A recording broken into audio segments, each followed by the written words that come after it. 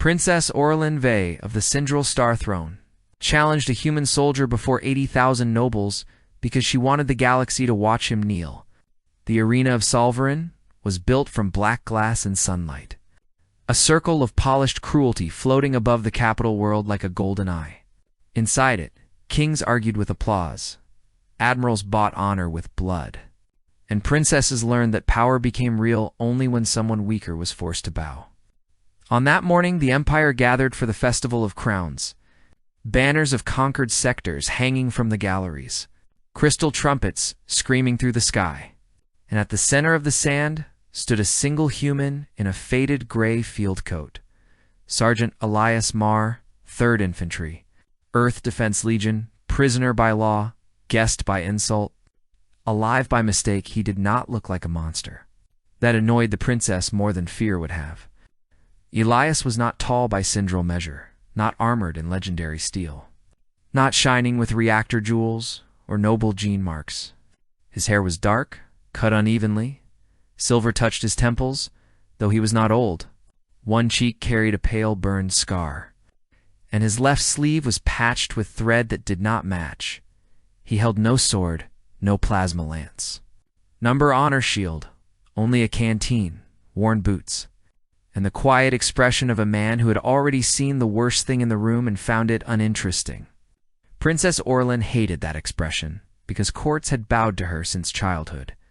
Enemies had trembled, servants had lowered their eyes, and this human looked at the imperial arena the way a miner looked at bad weather. She rose from the sapphire throne balcony. 18 years old, gold-skinned beneath ceremonial light, silver horns capped with royal fire, black hair braided with sun chains, an armor of pale blue crystal folded around her like a living flower. She was heir to Empress Myalora, daughter of a dynasty that measured history in conquered moons. And she had been taught that humans were a noisy frontier species, stubborn, useful in dirty wars, dangerous in groups, but unimpressive alone. Elias Marr had offended her mother 2 nights earlier by refusing to kneel during the reception of tributary powers. When the herald commanded him, he had answered with a voice rough from prison air. "My knees belong to Earth." The court had gasped and waited for execution. But the ancient guest law protected him until formal challenge, so Orlin gave him one. She declared before the Empire that if humans would not bend by custom, they would bend by combat. She named him arrogant, uncivilized, unworthy of shared stars, and demanded satisfaction in the royal sand. The crowd roared because crowds love punishment when it arrives. Wearing ceremony, Elias looked up at the balcony. Not angry, not afraid, just tired. He said nothing, which made the silence around him sharper than any insult. The imperial judges approved the challenge, the honor drones descended, and the arena gates opened to release the champion who had never lost. Lord Koreshvan entered like a walking fortress, 9 feet of basalt muscle and black war armor. 4 arms bare to show victory scars burned into his skin, tusked face painted with silver ash. His people came from the gravity wells of Vord, bred for siege, war, and oath service, and Koresh was the blade of Princess Orlin. Her sworn champion since her 12th year, he had broken kings for her in ceremonial combat, stopped assassins on the stairs of the Moon Palace, and once held a bridge against raiders until the stones beneath him melted. The crowd chanted his name until the arena glass vibrated. Orlin smiled at last, because this was the shape of certainty. Koresh would strike once, perhaps twice, if he wanted drama, and the human would fall, then she would offer mercy. And Elias Marr would kneel before every watching world, but Koresh stopped 10 paces from the human. His first expression was confusion, then recognition, then something so close to fear that the princess gripped the throne arms hard enough to crack the crystal. The champion lowered his axe. The arena did not understand at first. The crowd kept chanting. Expecting the ritual salute, Elias did not move. Koresh stared at him as if a grave had opened and returned a memory wearing boots. One judge signaled again. The combat bond lit across the sand. A ring of blue fire commanding the duel to begin. Koresh ignored it. His lower hands unclasped the oath chains from his wrists. His upper hand set the great axe down flat in the sand. And before the entire empire, before the princess who owned his oath, before the nobles who had bet fortunes on a human humiliation, Lord Koresh Vaughn dropped to one knee. Not to the princess, to the human soldier. The sound died in layers. First the nobles, then the soldiers, then the trumpets, until only wind moved dust across the arena floor. Princess Orlin stood so quickly, the throne attendants recoiled. Her voice cut through the amplifier halo. Champion, rise. Koresh did not rise. The blue fire of the combat bond burned around him, punishing disobedience, curling smoke from his armor joints. But he did not touch his axe. He looked at Elias Mar, and the huge warrior bowed his head lower. I cannot fight this man, he said. Each word struck the arena like a hammer. The judge demanded cause. Orlin demanded obedience. The crowd demanded blood, but Koresh spoke only to the princess. Forgive me, Highness. I will die for you. I will kill for you when justice permits. I will stand between you and every blade in this empire. But I will not raise my hand against the man of Red Winter. The name moved through the human delegation like a wound reopening. Elias finally closed his eyes. Princess Orlin had heard the phrase before. Once from a drunken border admiral, once in a classified dispatch her tutors had locked away when she entered the room. Red Winter was supposed to be a minor campaign on the frontier. An old rebellion among ice moons, nothing worthy of royal study. The official history said imperial auxiliaries pacified pirate clans with human assistance. Casualties moderate, strategic value limited. But Koresh spoke the name as if it belonged to a god or a disaster. Orlin descended from the balcony lift in a storm of guards. Robes and anger. By law, she could enter the sand during a suspended duel. By pride, she crossed to Koresh. Her crystal boots leaving blue marks in the dust, and looked down at the kneeling champion who had never refused her anything. You shamed me before my mother's empire. She said. Koresh kept his gaze lowered. Better shame than sacrilege, Highness. Orlin's cheeks burned hotter than the arena suns. This is a human sergeant, a border prisoner. A man who insulted the throne. Koresh looked up then, and in his dark eyes she saw not fear of Elias, but fear for anyone foolish enough to misunderstand him. He is Elias Mar of Earth, he said, the breach holder, the child carrier. The last voice of Outpost 91, the man who walked through the burning valley with my daughter in his arms. The princess had no answer. The crowd began to murmur, then whisper. Then shout questions from every tier. The imperial judges tried to mute the arena pickups. But human journalists had already overridden public channels.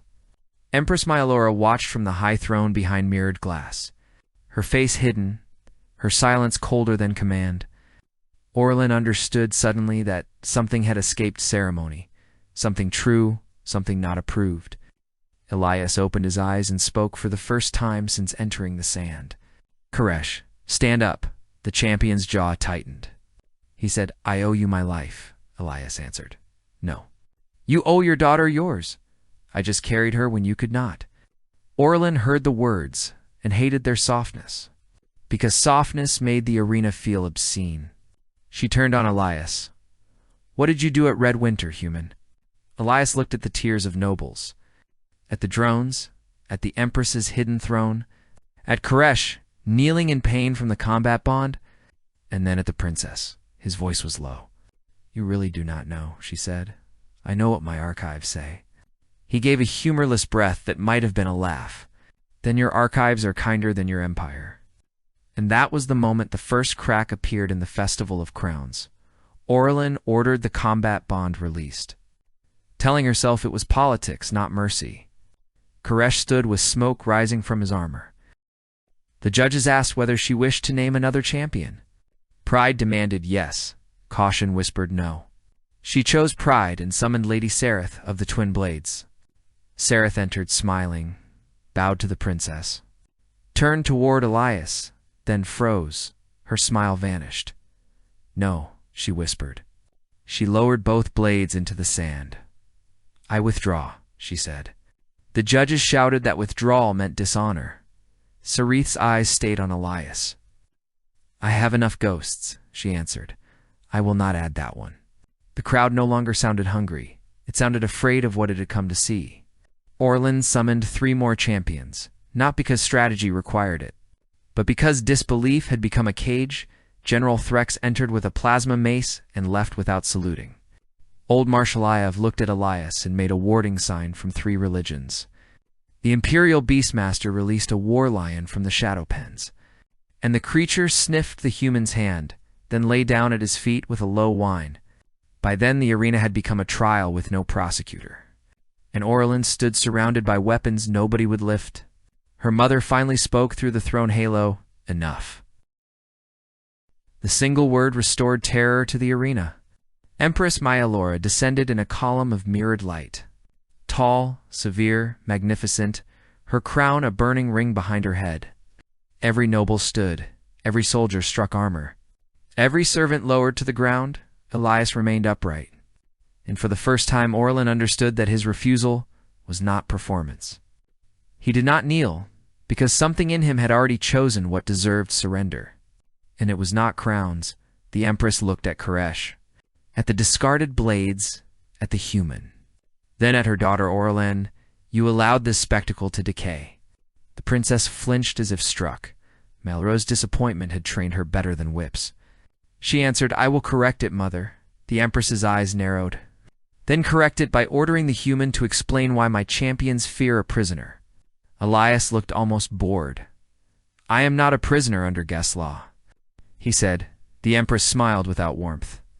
"Law is a costume power wears for festivals." Sergeant Elias met her gaze. On Earth we call that confession. 1,000 guards reached for weapons. Orlin expected her mother to order his death. Instead, Myalora lifted one finger, fascinated in the way predators are fascinated when prey shows teeth. "Speak then, human. Tell my daughter what her tutors spared her. Tell my empire why trained killers tremble at an infantry coat." Elias looked at Koresh, and the great champion gave a slow nod. As if granting permission to reopen a grave, the arena screens darkened, then filled with an unauthorized human feed, grainy, corrupted, red with storm glare. The human delegation had prepared this, Orlin realized. Maybe Elias had not entered the arena unarmed after all. Maybe truth was the weapon. The footage showed an ice moon under bombardment, black snow falling through burning sky, refugee columns crawling across a frozen valley, imperial markers on the artillery bursts. Red winter was not a pacification. It was a massacre. Orlin's mouth went dry. The official history had erased the screams. But the human camera had not. The screen showed Vord civilians. Not pirates. Mothers with tusked infants. Elders dragging sleds. Auxiliary soldiers abandoning them as orbital guns struck the refugee convoy. An imperial order code flashed across the feed. Seal of Governor Sarith Vey. Orlin's cousin, later promoted, never investigated. Then came human soldiers from Outpost 91, disobeying stand-down orders, leaving their ridge to cross the kill zone. Elias at the front, younger by 7 years. Blood on his face, shouting for medics. Lifting a child from beneath a shattered transport, Koresh made a sound like stone breaking. "That was my Laura," he said. The footage continued. Outpost 91 had been attached as observers, forbidden to engage without imperial request, but humans saw civilians dying. And every order became smaller than the bodies in the snow. They opened their gates, shielded refugees with vehicles not built for war. And when Imperial Command warned them to remain neutral, Elias transmitted one sentence. Neutrality ended when children became targets. Then the Imperial artillery shifted, not by accident, toward the human outpost. The nobles began to whisper denials. The soldiers stopped whispering at all, for 18 hours. Outpost 91 held against friendly fire, rebel fire, storm collapse, and a machine swarm released to erase witnesses. Command fell downward as human command seemed willing to do. Officer, sergeant, mechanic, cook, whoever still breathed and knew where people were. By the final hour, the outpost was gone. The only escape route lay through a maintenance tunnel, too narrow for armored adults carrying children. The feed changed to helmet cam. Elias crawling through smoke with Koresh's daughter tied to his chest. One arm broken, rifle lost, singing so the children behind him would keep moving. Orlin felt something inside her royal education begin to rot. When the tunnel collapsed behind the last refugee, Elias stayed on the wrong side with 47 human soldiers and 200 Vord wounded. They held the breach until unauthorized human civilian haulers answered the distress call. The official report later called it operational confusion. The dead were sealed under classified files. Governor Sareth was promoted, the rescued families were hidden, and humans were forbidden from speaking of imperial targeting errors as condition of renewed treaty. Elias kept silent because survivors wanted safety more than vengeance. Then Princess Orlin had dragged him into an arena and demanded he kneel. The screen went dark. No one cheered. The dramatic thing was not that the human had survived. It was that he had carried the truth for 7 years and still come to the court without hatred in his hands. Orlin could not look at Koresh because his loyalty suddenly seemed larger and more painful than hers. She could not look at Sarith because the duelists' withdrawing made sense now. Some had fought at Redwinter. Some had watched. Some had benefited from the silence. Her whole empire had become a palace built over buried audio. She turned toward her mother, desperate for explanation. Anything that would make the footage false. Empress Myalera's face remained controlled, but the crown fire behind her dimmed by a fraction. The princess knew that sign. Calculation, not grief. The Empress did not ask whether the footage was real. She asked who authorized its broadcast. Elias answered, "I did." Myalera's gaze sharpened. "You admit to hostile propaganda before the throne." He said, "I admit to showing your people their own war." The Empress stepped closer. "You mistake guilt for weakness? Human. Empires do not survive by apologizing for every hard necessity." Elias looked at the refugee images frozen on the screen. "Children are not a hard necessity." The arena breathed around that sentence. Orlin saw guards shift uneasily. Nobles glanced toward exits. Human diplomats stand very still, and Koresh's hand close around the axe he had refused to use against Elias. Then the real attack began, not from the human, from the throne. The arena shields snapped inward, sealing every gate. Imperial Guard units in Black Sun armor turned their rifles not toward Elias, but toward the noble sections, the military boxes, the witness stands. Anyone who had heard the broadcast was now inside a cage. Orlin stared in disbelief as her mother's strategist, Lord Vosk, stepped from the command arch with assassination codes glowing across his gauntlet. The princess understood too late. Redwinter was not merely a buried crime. It was a chain around half the court, and the broadcast had made too many witnesses dangerous. Myalora's face became ice Vask. Hold, but Vask did not hold. He bowed with mock grief. "Forgive me, Radiant Empress." Containment protocols outrank sentiment. The Empire cannot survive exposure. He turned to the guards, purged the arena. Blame human terror cells. Preserve the throne. For the first time in her life, Orlin saw power stop pretending to be honor. The first shots tore into the judge platform. Chaos erupted. Nobles screamed. Soldiers shouted conflicting orders. Shield glass turned red with emergency light, and the arena built for controlled violence became a slaughter pen. Orlin froze for half a breath, not because she was cowardly, but because every rule she had been raised inside broke at once. Her mother's guards were killing imperial citizens. Voska usurped emergency authority. Koresh moved toward her. But Black Sun soldiers cut him off with shock nets. Sarith dragged wounded attendants behind a fallen banner. The war lion roared, and through it all, Elias Mar moved. No hesitation, no speech. The human soldier crossed the sand like a switch had been thrown in his bones. He grabbed an honor drone from the air, crushed its lens into a Black Sun soldier's visor, took the rifle as the soldier fell, and fired 3 times. Each shot disabling armor joints without wasting breath. He did not look glorious. He looked busy. As if massacre were a machine, and he knew which bolts to remove first. A guard aimed at Orlin's back. Elias slammed into her, carried her down behind a stone plinth, and took the blast across his shoulder plate. She landed hard, furious, terrified, alive. He pressed a pistol into her hand. Safety is off. Point only at people trying to kill you. She stared at him. You gave me a weapon, he answered. You have hands. That was the moment Princess Orlin stopped being an audience. She fired badly at first. Crystal training duels had not prepared her for screams. Smoke and a human bleeding beside her while explaining angles. Elias corrected her grip once, then turned to drag a wounded judge under cover. Koresh tore free of one shock net, took a round through the thigh, and kept moving.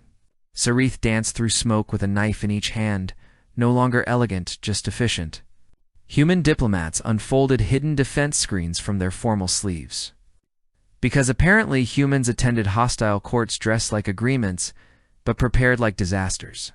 Orlin wanted to laugh and vomit at the same time. Vosk seized the central command dais. His voice boomed over emergency channels. Citizens of the Empire, remain calm. A human assassination attempt is underway.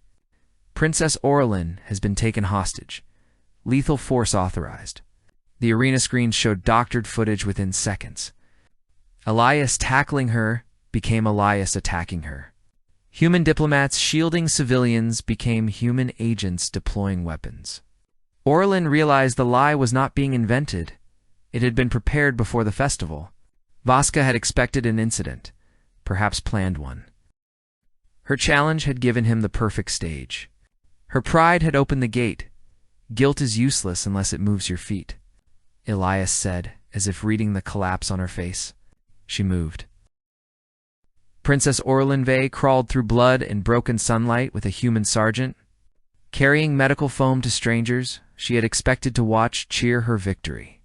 A child clung to her arm and called her radiance through sobs.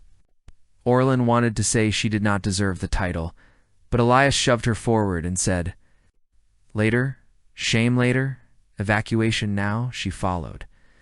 Learning the human method, because death made good tutors. Secure exits, count civilians, break cameras. Trust whoever is doing the work. Ignore rank if rank is useless. When a noble demanded blood priority, Orlin saw injured servants beside him and ordered them moved first. Koresh knocked the protesting lord unconscious and said, "Treason later." The lower gates were sealed by throne codes only the royal line could override. Orlin reached the control pillar with Elias covering her and Sarith bleeding beside them. Her palm opened the gene lock, but her mother's authority demanded Empress confirmation. Myalora still stood beneath the throne shield above, trapped by Voski's containment field. Orlin shouted, "Mother, open the evacuation gates." Myalora's answer came cold. "If I open them..." Vosk's forces escape with witnesses. Orlin stared upward in horror. "Witnesses are citizens," the Empress said. "Citizens die. Empires endure." Something quiet and final broke in the princess. She turned from her mother's voice and looked at Elias. He did not tell her what to do. That was worse. Orlin placed her bleeding palm on the lock again, then drove her crystal dagger into the royal seal emitter. The machine screamed, backlash crawling up her veins. Elias grabbed her wrist to keep the current from stopping her heart. Koresh stood over them, taking shots on his armor, and Sarith jammed both blades into the mechanism from the other side. The gate opened enough for children, wounded, servants, nobles, soldiers. Anyone desperate enough to crawl toward life. Above them, Vask ordered the arena core overloaded. If the purge failed, no witness would leave alive.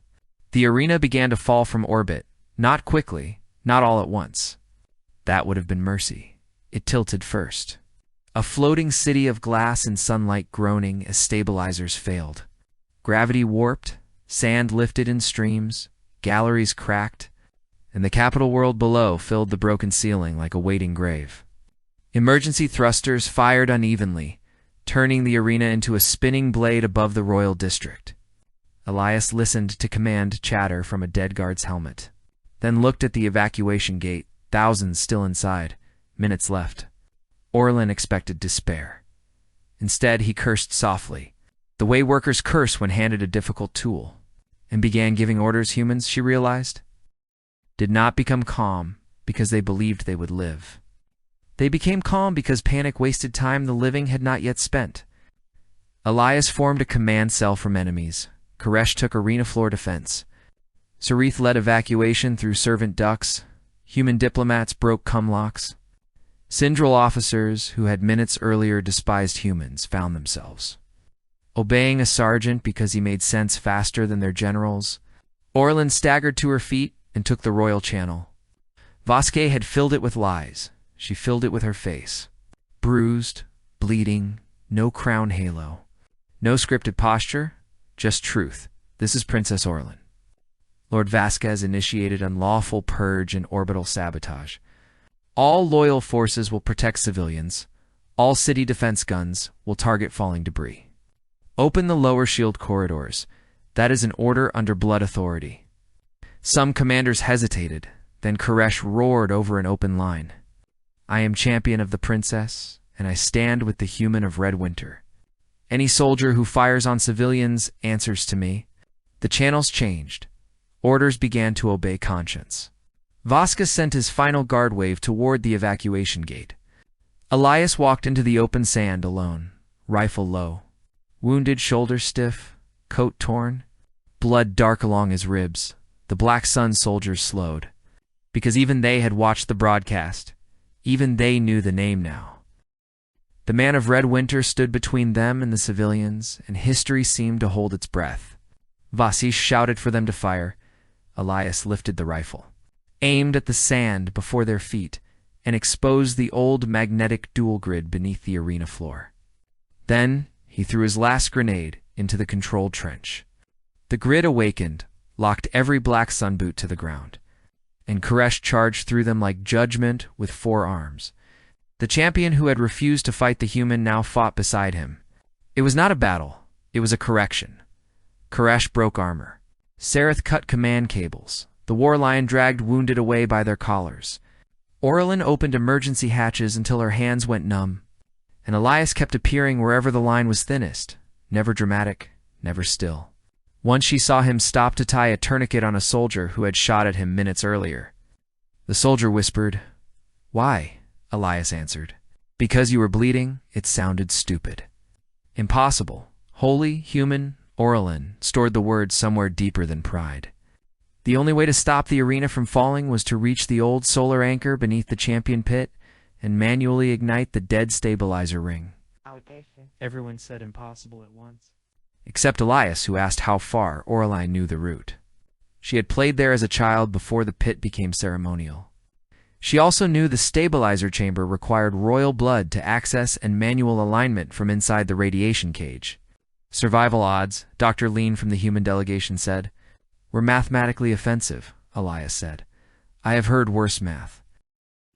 Orlin said, I am going. Koresh refused. Elias refused. And for the first time, the princess understood why leadership was exhausting. She said, I broke the seal. I challenged the human. I opened the stage Vask used. I am going. Elias looked at her for a long second, then handed her a compact breathing mask. Guilt is still not a plan, Highness, she answered. Then help me make one. They went together, because neither trusted the other to be sensible alone. The path beneath the arena was a spine of heat and old machinery. Gravity failing in pulses, emergency lights painting everything blood red. Orlin led with royal codes. Elias followed with the rifle. Koresh held the rear despite his wounded leg. They found Empress Myalora at the lower throne lift. Crown dim, robes torn, fury barely hiding fear. You would risk the throne for arena rabble, Myalora said. Orlin answered. I would risk the throne because they are not rabble. The Empress looked at Elias. You poisoned her. Human. Elias shook his head. No, Majesty. I handed her a pistol and a choice. She did the rest. Myalora removed the imperial signet from her wrist and threw it to Orlin. Use it to bypass the inner cage. She said the Empire must endure. Orlin picked it up, feeling the weight of generations and excuses. Then help us evacuate the lower tiers, she said. Myalora's mouth tightened. An empress does not crawl through ducts. Orlin looked at her mother with eyes that had aged years in 1 hour. Then perhaps today you can learn. The solar anchor chamber was a cathedral of golden rings surrounding captured starfire. Half the rings hung dead, half screamed out of alignment. The bloodlock opened for Orlin. Elias read the controls in seconds. Because human soldiers were apparently taught to insult death in several technical languages. Someone has to align the inner ring from inside. He said. Orlin nodded. I know. He looked at her. No. She laughed once, sharp and wild. You do not command me, Sergeant. He stepped closer. Blood on his face. Princess. I have carried too many children out of places where leaders decided dying beautifully was the same as saving people. Do not make me add you to the list. Koresh said. I will go, Elias said. You are too large for the cage. Koresh bared his teeth. For once, human. I dislike your accuracy. Orlin looked at the controls. The rings, the timers, the evacuation count, still far too high. Then she saw another option. Insane, inelegant, human. The cage required a body to hold the alignment levers apart. But the royal signet could lock one. Koresh's axe could wedge another. Elias removed a strip of metal from his shoulder plate, bent it with both hands despite the pain, and smiled faintly at the shape. Good enough, he said. That became the human doctrine Orlin would remember forever. Not perfect, good enough before everyone dies. They built a miracle from broken equipment. The first ignition failed and threw Elias across the chamber. He hit the wall, coughed blood, and stood before Orlin could reach him. The second burned through Koresh's gauntlet. He wrapped the wound and shoved the lever back. The third caught. The solar ring screamed into alignment. The descent slowed, then bucked, then slowed again. Across the channels, evacuation officers shouted that shields were holding and civilians were moving. Elias looked at the core temperature and said, We need final manual release. Orlin already had her hand on it. The panel warned that backlash could burn out the royal nerve line in her arm. Koresh said. Highness, she pulled it. Pain became white. For a moment, Orlin was not princess, not heir, not daughter. Only a body refusing to let go because thousands of bodies above her needed gravity to behave. Elias was there, holding her upright, grounding her against the current, shouting something she could not hear. Koresh roared.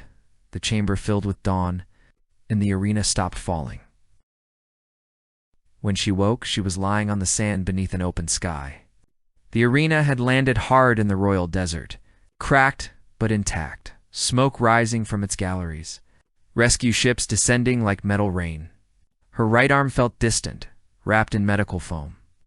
Elias sat nearby with a bandage across his shoulder and the exhausted patience of a man threatened into staying still. Koresh stood guard over both of them. Sarah slept against the war lion. And civilians moved through triage lines under human and Syndral medics working side by side. Orlin whispered, Did they live? Elias looked toward the evacuation lines. Most, she closed her eyes. Most was not enough, yet it was not nothing. Empress Myalora arrived at dusk, walking through ash, without escort. Her robes were torn, crown dimmed, hands dirty from lifting debris. Orlin stared because she had never seen her mother carry anything heavier than judgment. Myalora stopped before Elias. The human did not stand, either from pain or principle. The Empress studied him, then looked at Koresh. You refuse to fight him, the champion answered. Yes. Myalora looked at the field of wounded, at her daughter, at the broken arena. And now I understand why Lord Vosk had been captured. The Red Winter files were public, and the throne had lost the luxury of pretending innocence was a policy. Orlin expected her mother to contain the scandal. Instead, Myalora turned toward the surviving cameras and removed her crown. The Empire gasped through 1,000 screens. I am Myalora Vey, Empress of Syndral, she said. And under my reign, crimes were hidden beneath law. Civilians died beneath command seals, and truth was treated as an enemy weapon. I will submit Red Winter, the arena purge, and all related command actions to open tribunal with human and neutral observers. Until judgment concludes, Princess Orlin will hold emergency civic authority over witness protection. She looked toward her daughter. Not soft, not forgiven, but changed by necessity. Rule's something real, child, not applause. Days passed in a blur of medical lights, testimony chambers, rescue rosters, and the unbearable education of truth. Red Winter was worse than the footage. Vasca had helped bury it. Sarithve had ordered artillery to protect mineral claims. Myalora had chosen stability over investigation. Koresh had searched for the human who saved his daughter, but been told records were lost. Many champions had feared Elias because they had either seen his mercy or survived his wrath. Marshal Iov said men like Elias did not haunt enemies. They haunted conscience. The princess listened to every testimony. She did not defend herself with ignorance. Not after learning how ignorance had been cultivated as royal perfume. She had challenged a human to protect pride, and pride had nearly helped bury thousands on the seventh day. She visited Elias in the human medical wing. He was trying to leave bed, failing against Dr. Lean and two nurses. Orlin entered without armor, her burned arm in a black brace. Hair unbraided, Elaz looked at her and said, "You look terrible," she replied. "You look worse." He nodded. "Fair. At last," she said. "I owe you an apology." Elias looked skeptical. People usually say that before explaining why they were right. Orlin almost smiled. "I was not right. I challenged you because I wanted a human humiliation to repair a royal insult. I did not ask why you would not kneel. I did not ask what my empire had done. I treated honor as theater and lives as scenery. I was wrong." Elias nodded once. "Apology accepted." She blinked. "That is all." He shrugged and winced. What else should there be? This was better than monuments. She sat beside the bed. "Why did you not hate us?" He answered after a long silence. "I did for a while. Then I realized hate keeps the dead warm for nobody. Work does more." Orlin carried that sentence into every tribunal. The empire changed badly, which is the only honest way empires change. Noble houses resisted. Priests called human influence an infection. Invesk's supporters tried to assassinate 3 judges before breakfast. But the arena survivors had become a living coalition. Servants, soldiers, nobles, workers, medics, even beast handlers. All bound by the memory of a human sergeant handing the princess a pistol and making her crawl through blood with everyone else. Koresh stood publicly beside Elias at the first tribunal. His grown daughter Laura watching from the gallery when she embraced Elias. The Empire saw the man of Red Winter not as a threat, but as a wound the throne had ignored. Orlin renounced the Festival of Crowns by decree, replacing it with the Day of Witness. Champions would no longer fight for royal amusement. They would recite the names of those saved, those lost, and those failed by command. The arenas would become training grounds for disaster response, public courts, and refugee shelters. Nobles mocked the decree until Koresh announced that any noble nostalgic for bloodsport could challenge him personally after signing medical waivers. Nostalgia became quieter 3 months later. Princess Orlin stood again in the rebuilt arena, not above the sand, but on it. The sapphire throne balcony remained empty by her order. Empress Myalora watched from ground level. Lord Vasca waited trial. Governor Sarithve's crimes had already been confirmed, and the Red Winter dead were named across a wall of light that stretched farther than the old combat ring. Elias Mars stood near the human delegation in a repaired field coat, looking deeply uncomfortable with public attention. Koresh stood behind Orlin, no longer merely her champion, but her conscience with 4 arms and an axe. Orlin addressed the Empire without herald music. "I once challenged a human soldier because I believed power was proven when another person bowed. She said, my champion refused to fight him. And I thought that refusal was shame. I was wrong. It was the first honest act of the day. Lord Koresh knew what my court had hidden, that the human before us had carried our children through fire while our commanders protected lies. He refused because honor is not obedience. He refused because some debts are sacred. He refused because a champion who cannot say no is only a decorated weapon." She turned toward Elias. "Sergeant Mar, the Syndral throne recognizes your actions at Red Winter, your defense of this arena, and your witness against unlawful power. The Empire offers gratitude, reparations to survivors, and any honor within my authority to give. Elias looked as if he would rather face the machine's swarm again. He stepped forward slowly. Every noble leaned in, expecting a title. Land, gold, command, perhaps a royal bond. Humans were said to be ambitious in strange ways. Elias stopped before Orlin and said, "Pay the families first. Fix the refugee records. Give Koresh's people back their dead. Teach your officers that illegal orders are not shields. And stop asking soldiers to kneel when they are tired." Orlin nodded. "Done," he added, "and no statue." The arena laughed. Not mockery. Release. Even Myalera's mouth moved as if she had forgotten how smiling worked. Then Koresh spoke, not as champion, but as father, Highness. "I refused to fight him because I knew I could not defeat what he represented." Orlin asked, "For the record, what was that?" Koresh looked around the arena and answered, "A soldier who remembered civilians' outranked orders. A man who carried enemy children and did not ask which flag would thank him. A species that turns disasters into duties. If I had killed him, I would have killed the best witness against what we became. If I had died, I would have orphaned the daughter he saved. Refusal was the only honorable blow I had left." The words traveled farther than any duel. The Syndral Empire did not become kind overnight. No real empire does.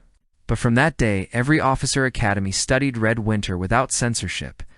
Every champion oath gained one new line: "I will not obey dishonor." And guest law was rewritten, so no throne could bait a foreign soldier into ritual murder for applause. Orlin spent years earning the authority she had once thought birth had given her.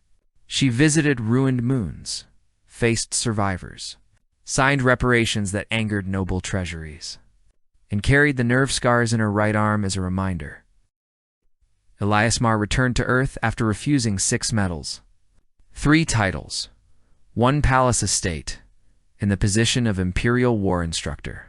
Years later, when Orlin became Empress, she did not sit above the arena during her coronation. She stood in the sand where she had once tried to humiliate a human, wearing a crown without a throne, and swore before the wall of names. In the back stood an older human in a faded gray coat who had come only because Koresh threatened to drag him across 3 systems. Orlin saw Elias and paused mid-ceremony. The court held its breath. Wondering whether the human would finally kneel, Elias did not kneel.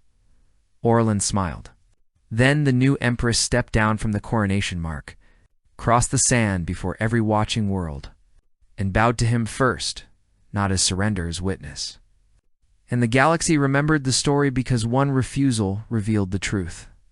Humans could be mocked and dragged into arenas, but when the innocent were placed behind them, they became something no champion wished to fight. They became the line. And even the proudest princess in the Syndral Stars learned that some soldiers do not kneel, because they are still standing for everyone who cannot.